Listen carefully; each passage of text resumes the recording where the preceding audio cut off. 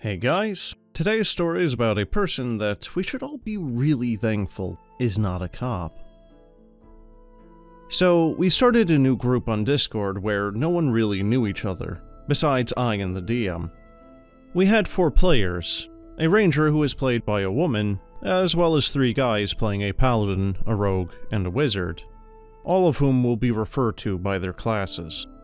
When the first session was about to start, I had noticed that the paladin and the ranger were in a call already, so I hopped in to say hello when I overheard, "I really support girls who sell pictures of their feet, you know. It takes a lot of confidence." Hi people?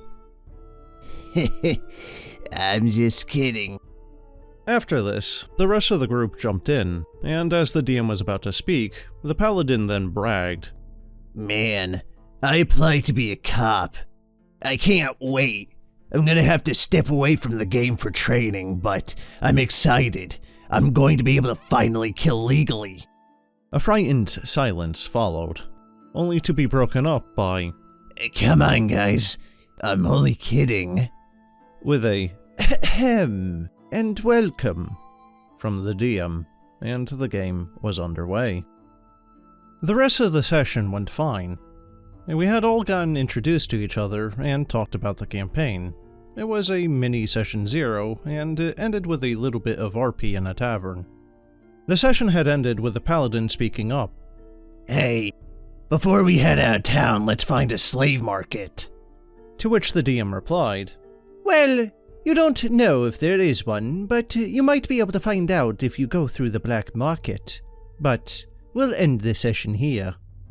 After the session ended, I found out from the DM that the paladin had asked how many NPC slaves that he could buy. The DM was shocked by this, as even with 8 years of DMing experience, he had always dealt with freeing slaves, not owning them. After some talk and reassurance from the paladin that this surely wasn't for sexual reasons, the DM had said 2. In the next session, we all assisted the paladin as our characters had thought that he was going to break up the ring and free the slaves. We found the slave house, and the rogue came up with a plan of sneaking in, ambushing the slave drivers, and freeing the slaves. The paladin had stopped him in his tracks immediately. "No, I want to buy them." To which we all looked at each other with confusion.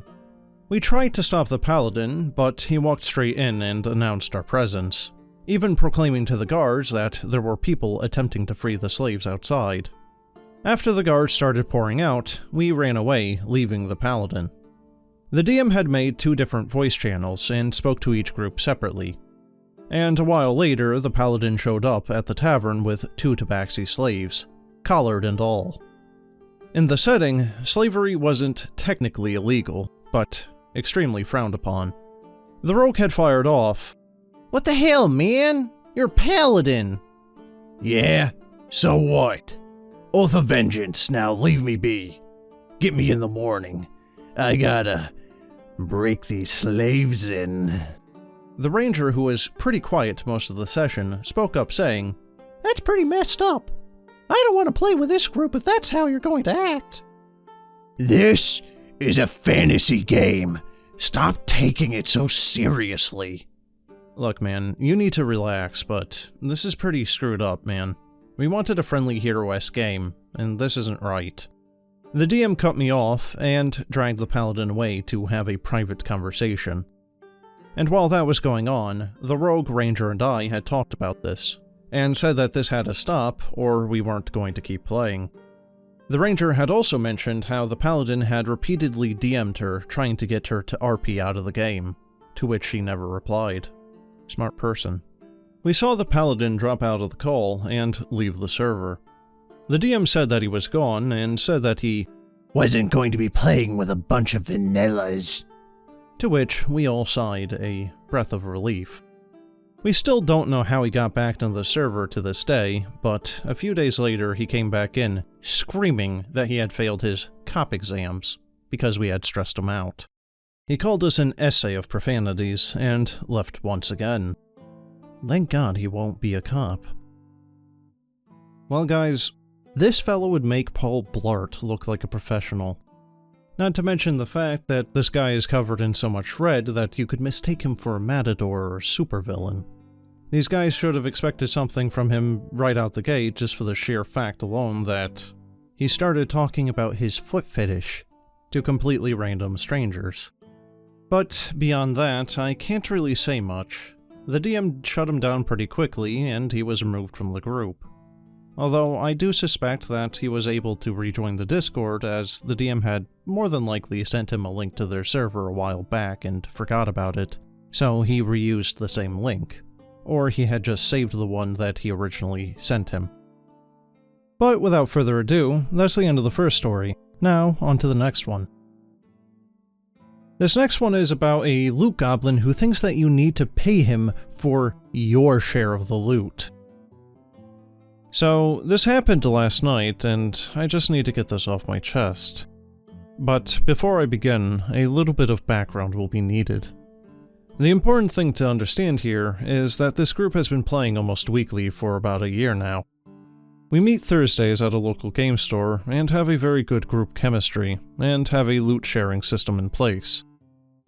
For example, the archer gets magic arrows, the monk will get the dragon hide belt that only monks can attune to, and so on.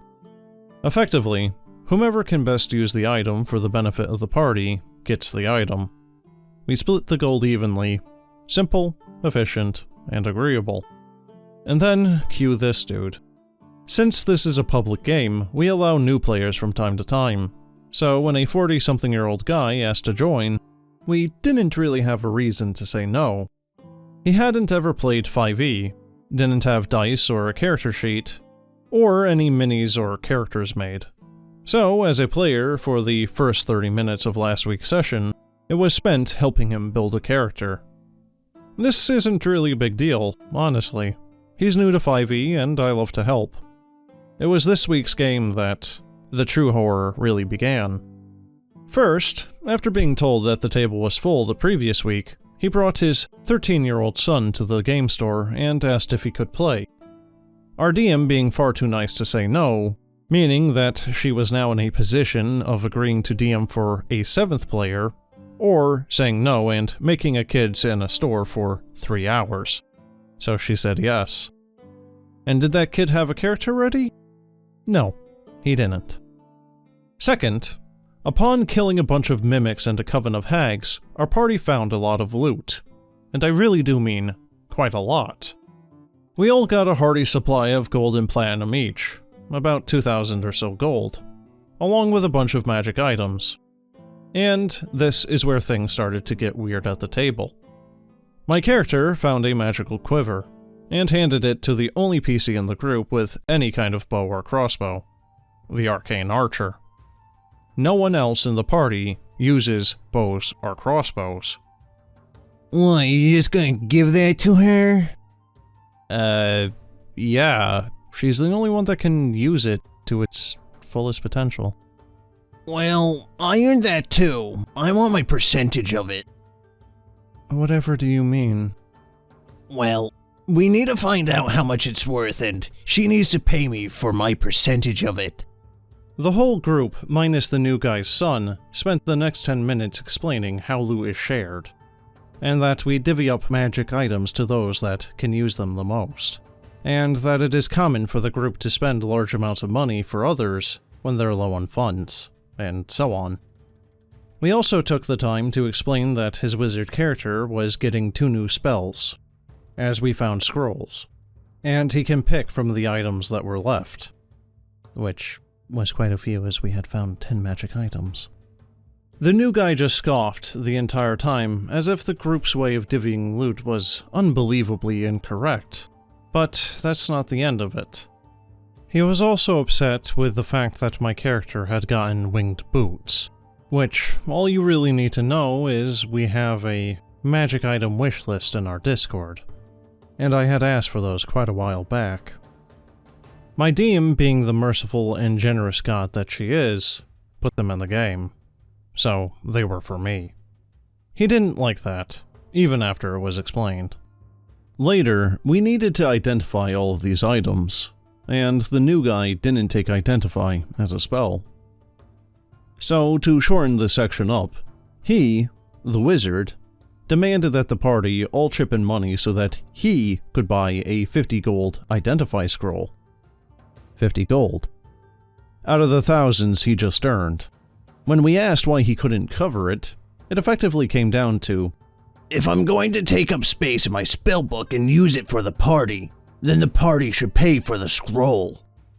This was yet another 5-minute discussion that ended with him not buying the scroll. The DM allowed me to purchase Identify services, out of my pocket of course, and got everything identified. The new guy was mad at that, like he was angry that he just lost a bargaining chip or something. And then, finally, the new guy needed to identify something in the store. So he bought the scroll and used it. And he didn't even put it in his book. This might be due to inexperience with the rules and wizards, but even still. Luckily, the DM doesn't have to DM for anyone, and they won't be rejoining the next session. The store has our back as well. There was a little bit more here that I didn't include, but you get the gist. Well guys, it's been quite a while since I've done a story on loot goblins. Imagine being so full of yourself that you think that everyone needs to pay you for their share of the loot. Absolutely ridiculous. Not to mention just this guy bringing his son unannounced. Hopefully the son learns that his father is a pighead and doesn't take after him. But that's all I have for you today. So, as always, have a good one.